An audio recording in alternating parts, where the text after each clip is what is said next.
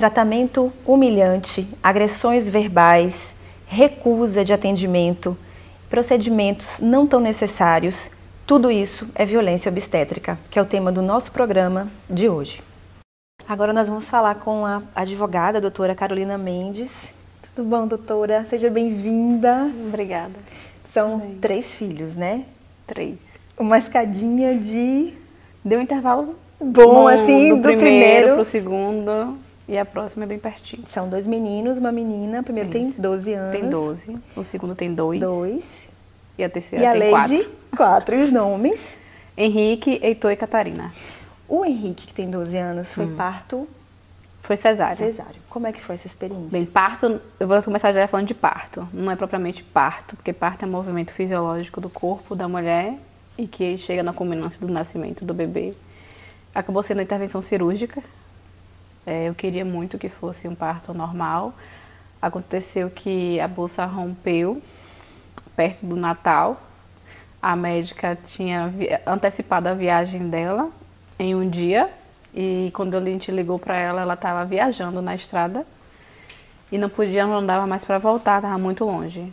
Aí a gente chamou o backup. Isso, por exemplo, você tinha... Qual era a previsão? Para que dia? Não, eu tinha conversado com ela, a gente tinha sido muito franca. Eu disse a ela que queria normal, ela disse que tudo bem. Perguntei se tinha algum problema, ela disse que não, que estava tudo tranquilo.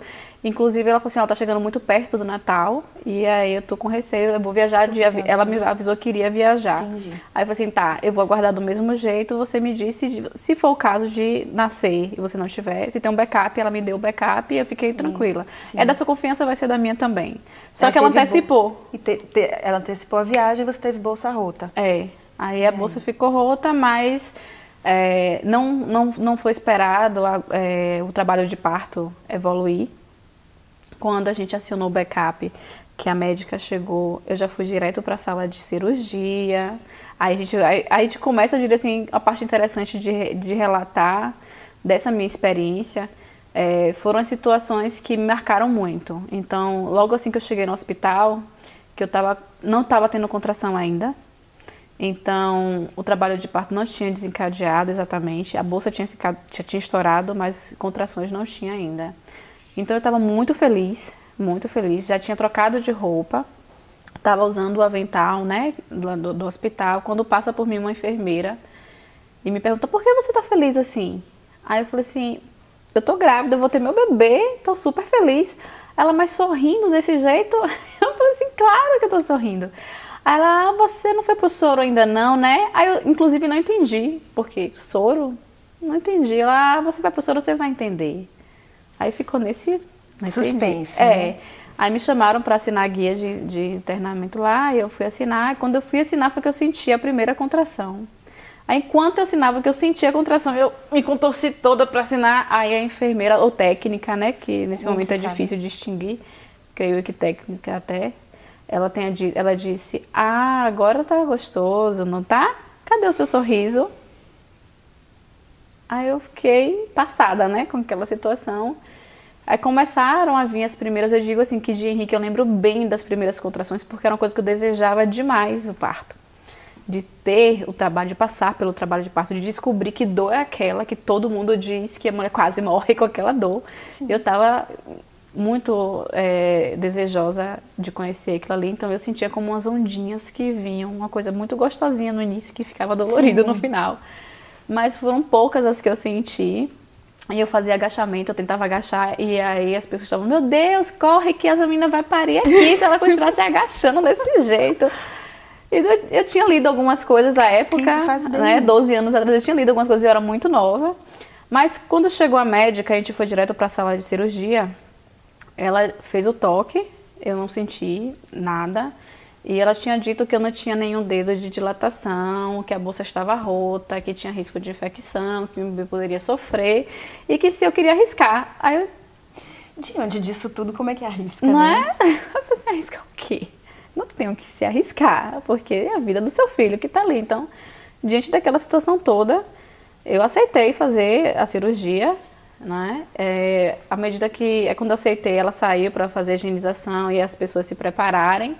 Foram chegando os enfermeiros e técnicos que iam fazer parte da cirurgia, até que, de repente, eu estava sem acompanhante nenhum, sem ninguém do lado. As enfermeiras que chegaram foram até carinhosas, conversaram comigo. Aí, de repente, você nua, numa sala cirúrgica, chega um homem. Muitas pessoas ao seu redor. Chega um homem que eu nunca tinha visto na vida.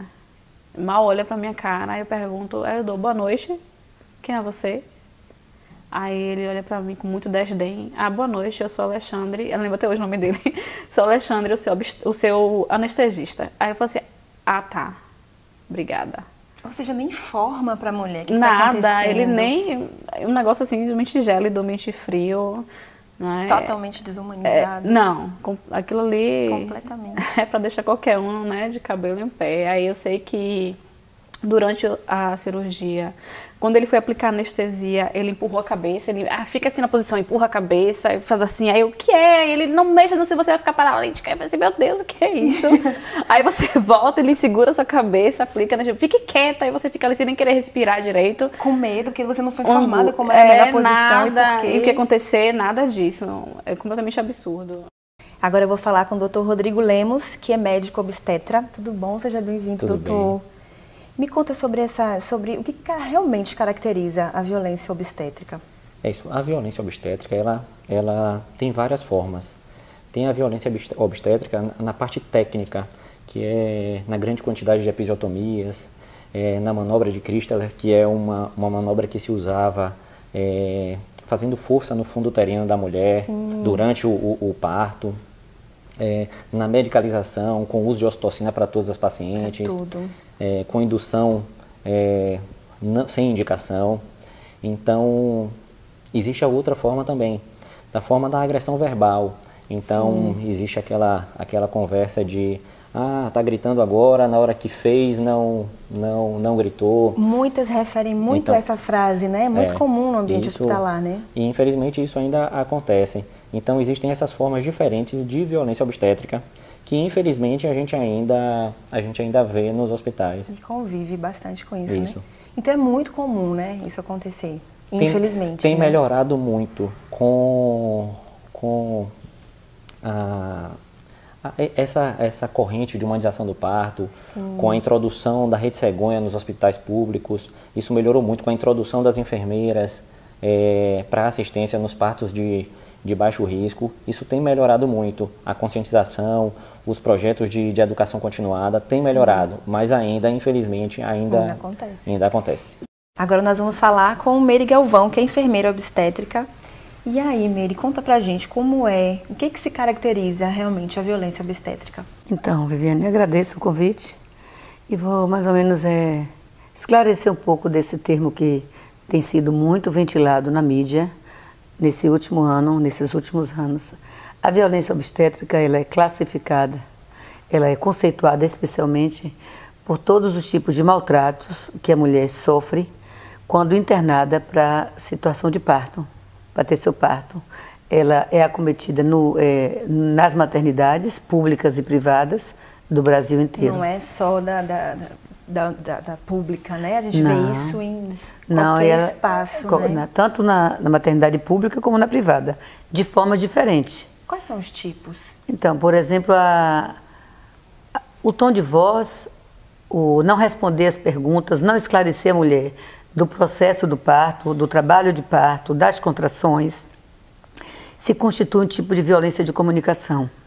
Os gestuais, o desrespeito à mulher na sala de parto, com conversas cruzadas, com brincadeiras grotescas, machistas, o corte da episiotomia no períneo da mulher, na vagina, para erroneamente ampliar o canal do parto, o que não tem nenhuma evidência científica, constitui uma violência grave de lesão corporal, sem autorização da mulher. É feito rotineiramente. O soro com ocitocina. É muito mais comum do que a gente imagina, né? O soro com ocitocina, que aumenta a dor das contrações. A proibição do movimento da mulher durante o parto, mantê-la em repouso no leito, proibindo de caminhar. A proibição dela ir ao banheiro, o jejum prolongado. Tudo isso é violência. Os maltratos, o desrespeito, todos esses exemplos constituem violência grave. E no próximo bloco, o quadro Carreira e Sucesso. Eu volto já já.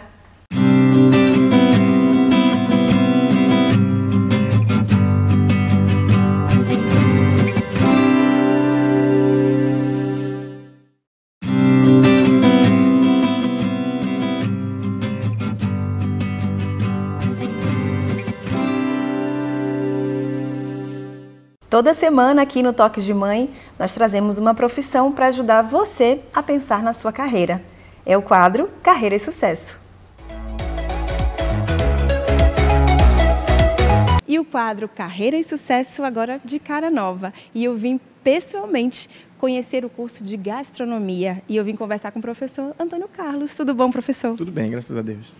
E quais as competências que o mercado exige? Na verdade, esse curso ele capacita o indivíduo para desempenhar funções administrativas, tanto na própria execução de processos dentro de uma cozinha ou dentro de uma UAM, justamente para garantir que ele possa preparar e executar, elaborar vários pratos. Então, o profissional de gastronomia, ele estando antenado com o mercado, ele pode desempenhar funções administrativas e as próprias funções produtivas dentro de execuções de cardápios, elaborando. Então, o profissional está bem versátil, desde que ele realmente esteja atualizado. E qual o perfil que o mercado exige? Pessoas com dinamismo, pessoas que sejam proativas, pessoas que de verdade demonstrem o interesse pela profissão e que mostrem sua criatividade e suas competências ao longo do seu E a liderança também, né? Eu acho que o perfil de liderança é cada vez mais presente. Porque um profissional que não consegue mostrar para os demais os caminhos de fazer o que está sendo programado, ele realmente fica defasado. Sim. E como é que está o mercado de trabalho? Olha, hoje nós temos uma crise, não só na área de gastronomia, em todos os cenários, né? Mas o que eu percebo é que todo profissional competente tem sua vaga garantida. Para se garantir no mercado, você tem que estar atualizado e sempre buscando renovar e se reinventar. Sim, então, cada vez mais, nós estamos vendo que todas as profissões estão sofrendo com a crise. Mas é uma área que realmente tem muita versatilidades. Tanto ele pode trabalhar, como eu falei há pouco tempo, na área administrativa, na área produtiva, desde que ele realmente esteja em campo, em atividade, mostrando o seu serviço dia a dia. E se atualizando sempre, né? Sem contar que o profissional na área de gastronomia pode também empreender, que é um outro campo que cada vez mais, para livrar a crise, empreender é um dos caminhos. Sim. Recado dado. Então, se a sua opção é gastronomia, você acessa o site que está aparecendo aqui no vídeo agora ou liga no nosso telefone aqui na Unirb e pode falar também com o professor Antônio Carlos. Obrigada, professor. Nada, disponha. Estamos aqui. Queremos vocês aqui com a gente. Centro Universitário Unirb. Mais de 80 cursos em Salvador. Durante enquanto abria a cirurgia, né, enquanto no procedimento de cirurgia, o pano, né, que fica aqui bem rente ao rosto, eu só sentia a maca balançar. A maca balançar, eu comecei a ficar muito ansiosa, muito nervosa, o que está acontecendo. Você estava sozinha, né? Sozinha, sem ninguém. Sem acompanhante. Eu tinha uma tia da área de saúde, não deixaram ela entrar. Enfim, ninguém pôde entrar. Nem minha mãe, nem ninguém pôde entrar. Não deixaram ninguém entrar. E aí a maca balançando, e eu, meu Deus, o que está acontecendo? Ah, seu filho está nascendo, assim, como assim nascendo desse jeito? O que está acontecendo? Ah, ele está saindo. Aí saiu, ó, que nem quiabo. A maca balançando, eu não vi direito o choro, ele está bem. Ah, mãe, ele está bem. Aí eu, tá, cadê ele? Aí eu vi um enzinho de longe, aí quando encosta que a gente sente aquela emoção, aí o olharzinho que a gente troca, mas foi uma coisinha assim, rápida. Aí minha mãe, eu lembro, minha mãe engraçada, tinha dito, olha, quando te encostarem no bebê, olha tudo pra você poder ter certeza depois que é ele, olha o máximo de coisa que você puder olhar. Eu falei, gente, que desesperador isso. Olhei, mas aquela coisa, e minha mãe estava próxima, né? Eu ouvi a voz dela assim que abriram a porta para levar o bebê, aí eu fiquei até mais tranquila porque eu ouvi a voz dela, sabia que ela estava acompanhando. E ela ficou grudadinha nele, onde ela ia, e estava todo mundo, a maternidade ficou bem movimentada. Mas o meu primeiro foi uma experiência filho, muito difícil. Foi... E se você pensar assim, não é uma experiência única, não. Tem muitas pessoas que relatam uma experiência semelhante. Infelizmente, é algo que tem sido muito corriqueiro. Aí o segundo e o terceiro filhos você já optou por algo mais já organizado, aquilo não ali quis mais passar por tudo eu não aceitei de forma nenhuma aquilo ali. É claro que não foi o tempo todo, mas quando eu engravidei novamente, 10 anos depois, eu fiquei de novo, muitas vivências retornaram. Sim.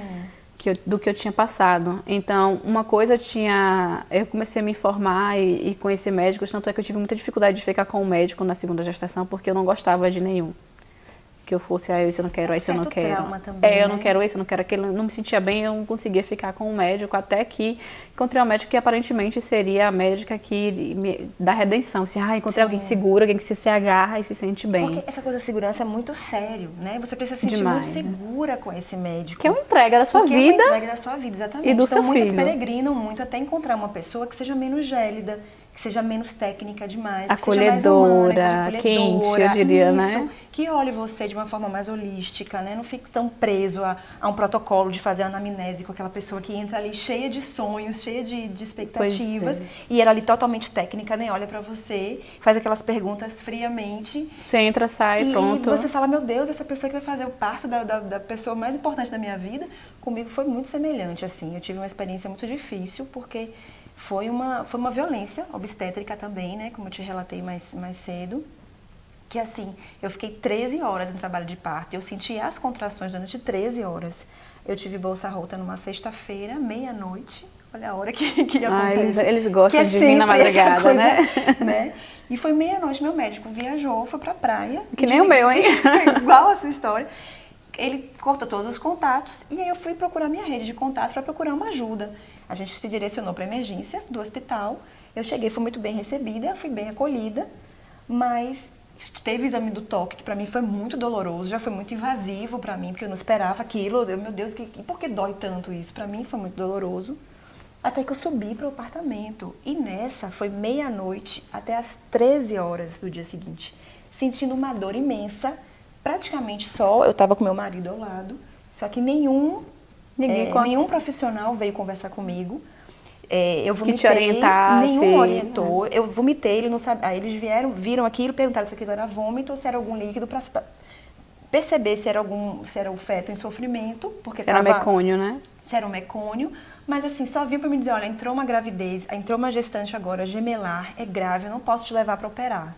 Aí, tudo bem, eu pegava na mão de cada um, pelo amor de Deus, me ajuda, porque eu senti muita dor, foi muito sofrimento. Foi uma muito doloroso. Muito.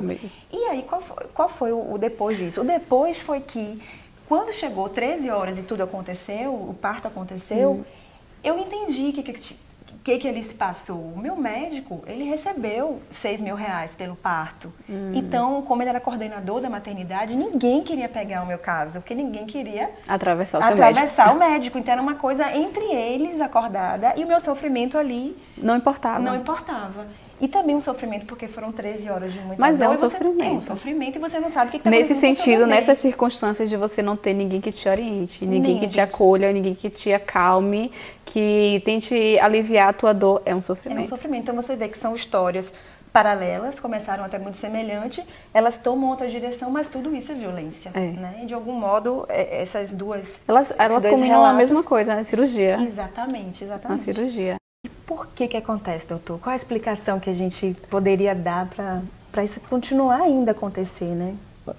Não tem uma resposta assim certa, mas eu acho que é falta de educação, falta de se colocar no lugar da gestante, ainda mais que falta de entender que aquele momento às vezes é único na vida da mulher, super especial, a mulher está super vulnerável. Extremamente vulnerável. Então, e pensar que a maioria das enfermeiras são mulheres, isso. E muitas referem exatamente a enfermeira utilizando esse tipo de linguagem. Sim, quando a gente fala de violência também, obstétrica, né? Toda a equipe de saúde, né? sabe? Claro que às vezes a visão fica muito em cima do médico, porque que eu acho que é a ponta da assistência, né? Mas quando você fala de equipe multidisciplinar, você fala de todo mundo. Envolve outras carreiras também. Exatamente. É muito mais comum do que a gente pensa, Não, né? Tem um estudo atual, que é um estudo feito pela Fundação Oswaldo Cruz, coordenado por Maria do Carmo Leal. Ela mostra que, nesse estudo apontou que 46% das mulheres de todo o Brasil que estiverem em maternidades públicas declaram que sofreram algum tipo de violência, ou várias violências. Por que isso acontece? Qual é a explicação? Pelo modelo. A explicação é o tipo de modelo de assistência hoje no nosso país. Não existe uma explicação só. Seria ingênuo acreditar que só o modelo responde pelas violências, Viviane. Não é só o modelo, baseado em muita medicalização, muitas intervenções e muita pressa. Não só o modelo, mas também outras questões estruturais, precarização do trabalho, excesso de trabalho para os profissionais, baixos salários, etc. E no próximo bloco, o quadro Toques da Vivi. Eu volto já já.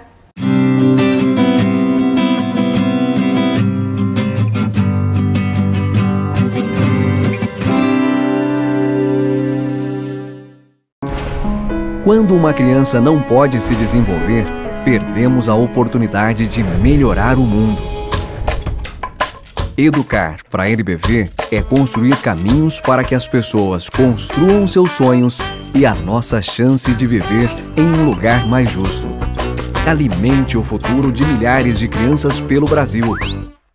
Educar alimenta o futuro.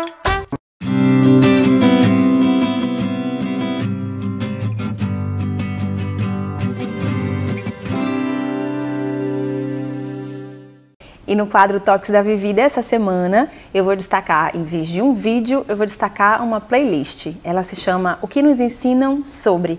Roda um pedacinho de um dos vídeos, produção. Motivação, todos nós sabemos que é uma energia intrínseca. E quando a gente fala intrínseca, a gente quer dizer que é algo que nós somos os principais responsáveis pela nossa energia de motivação. A motivação faz com que a gente reúna todas as nossas competências, as nossas habilidades e a nossa energia psíquica mesmo para enfrentar as situações do dia a dia e transformar as situações a nosso favor, gerando resultado, dando soluções a problemas, enfim. Gostaram desse pedacinho? Então é muito importante que você compartilhe nas suas redes sociais, dê o seu like e se inscreva no nosso canal. E para você mandar sugestões, utilize nosso zap, é o 71996596232. E traz repercussões danosas para a vítima. Pronto, né? Quais são essas repercussões? Você trouxe uma pergunta agora muitíssimo importante. Que o que decorre da violência, os prejuízos da violência, eles são acometidos para a mãe e para o bebê. Sim. Por exemplo, morbidade perinatal, morbidade materna e mortalidade materna e neonatal também. Sim. Os berçários estão cheios, lotados de bebês que nascem vítima de violência de cesárea eletiva, cesárea marcada antes do tempo. Então existe já estudos comprovando que muitos bebês nascem 1 ou 2 semanas antes de estar com maturidade pulmonar por cesáreas agendadas nos convênios. Os médicos induzem as mulheres, pressionam as mulheres a marcar cesariana. Isso é uma violência grave, porque isso repercute negativamente para a saúde do bebê. O que é feito para coibir para todas essas práticas? Existem políticas públicas eficientes, que são as políticas do Ministério da Saúde. A Rede Cegonha, por exemplo, é uma política para sensibilizar profissionais, reestruturar as maternidades públicas, treinar toda a equipe e mais ainda, um grande movimento na sociedade civil que hoje está sendo basicamente liderado por doulas, que são mulheres que se são treinadas para apoiar a mulher no parto, apoiar as mulheres durante o parto, para todo tipo de apoio. E as doulas têm feito um grande movimento, tanto na mídia, na rede, como no corpo a corpo, a partir de rodas de mulheres, porque a única estratégia hoje, já comprovada, que pode mudar essa situação, não é somente o treinamento e as políticas públicas, é a sociedade civil organizada, a partir da informação, mudar esse quadro de violência obstétrica em todo o Brasil. Então, a partir do momento que as mulheres conhecem acesso a esse tipo de informação, conhece os seus direitos, ela passa a cobrar do profissional que lhe atende um tratamento respeitoso dentro daquilo que está preconizado, que tem evidência científica, que é a mulher caminhar, que é a mulher ir para a bola, que é a mulher poder ter acesso a apoio, ter acompanhante. O acompanhante desde 2005 é lei e muitas maternidades ainda impedem a entrada de um acompanhante. E quais as repercussões para a vítima? É isso. Quando algumas coisas, como a violência técnica, que é, vou citar um dado de episiotomia, a OMS ela considera como possível uma taxa de episiotomia até de 3%. E a gente hoje beira os 50% quando você pega hospitais particulares e hospitais públicos. Nessas pacientes que não precisariam da realização da episiotomia, você pode causar nelas uma uma dificuldade de relação sexual no pós-parto. Que pode pegar um nervo ali Isso, nesse exatamente. corte, Às né? vezes o local do corte da episiotomia, ele progride mais e acaba fazendo lesões maiores e causando dor crônica, dificuldade de relação sexual. Sim. Então isso realmente pode ficar para alguns pacientes. Sim. Então, para coibir isso, é aquilo que você trouxe mais no começo do nosso bate-papo, né? Educação continuada, Isso. ciclos de sensibilização. Meu pai é advogado e tem uma máxima que ele dizia que fora do direito não existe salvação. Quando a gente fala de humanização do parto, a gente tem que colocar que fora da medicina baseada em evidência não existe salvação. Porque a gente tem que seguir hoje tem muito estudo. Antigamente não existia estudos. A medicina baseada em evidências é recente, é do ano 2000 para cá. Então, mas é uma coisa que embasa a gente nas melhores condutas.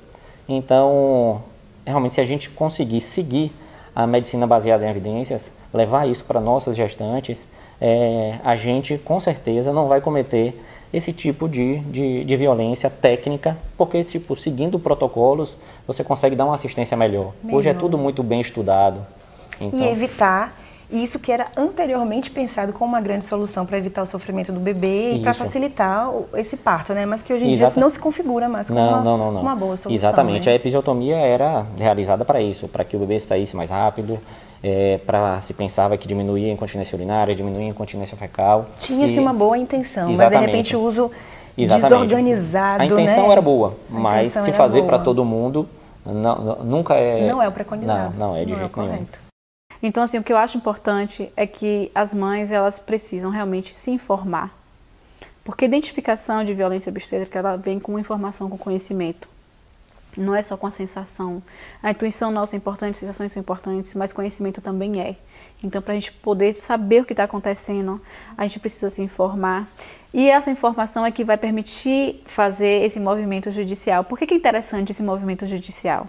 Porque quando a gente vai judicializando a coisa, os profissionais vão começar a ficar receosos de repetir aquela prática.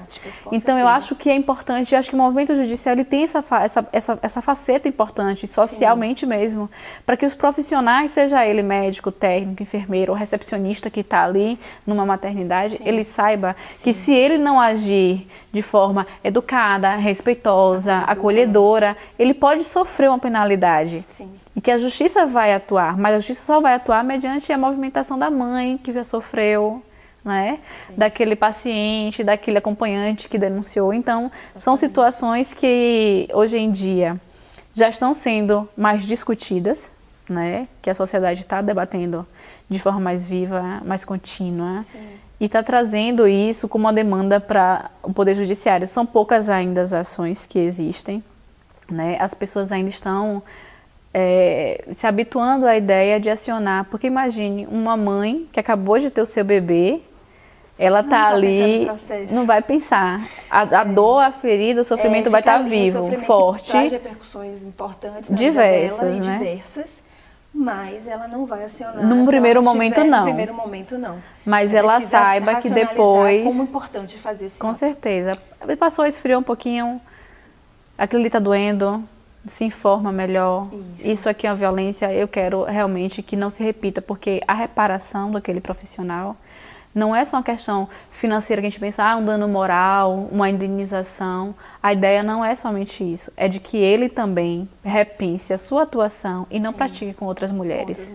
Eu acho que isso é uma parte que eu gosto muito da ideia da judicialização, para que ele repense aquele olhar, aquela atuação dele. Perfeito. Muito obrigada por estar aqui com a gente. Foi maravilhoso. Que bom, que gostou. Sem palavras, viu? Deixar você falar tanto da sua história e permitiu falar da minha também. Foi forte, difícil, mas é nosso papel, né?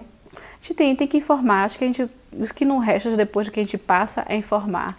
E opções, a gente sabe que escolher, que elas né? não estão sozinhas. Pois é. Nós passamos por isso também. Não é porque ela é simples, não é porque ela tem pouco acesso a uma medicina. Não, inclusive, eu lhe digo que a Rede SUS, ela tem vários hospitais em que o tratamento é super humanizado, é acolhedor. E em redes públicas e privadas, isso acontece. Então, a mulher que tem alguma condição, ela vai pensar, não vou sofrer.